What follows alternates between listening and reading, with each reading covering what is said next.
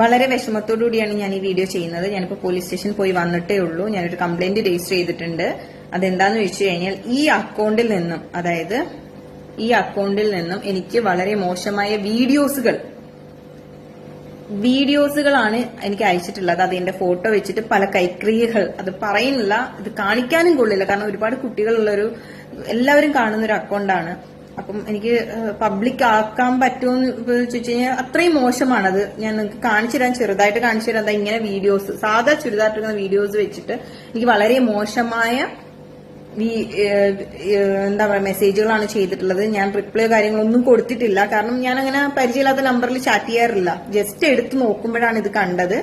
ഇനി ഒരിക്കലും ഒരു പെൺകുട്ടിക്കോ ഒരു അമ്മയ്ക്കോ ഒരാൾക്കും ഇങ്ങനൊരു മോശം അനുഭവം ഉണ്ടാവരുത്. അതുകൊണ്ട് ഞാൻ എന്റെ സൈഡിൽ നിന്ന് ഞാൻ സൈബറിൽ പോലീസിൽ കംപ്ലൈന്റ് കൊടുത്തിട്ടുണ്ട്. നമുക്കിനി എന്താണെന്ന് നോക്കാം.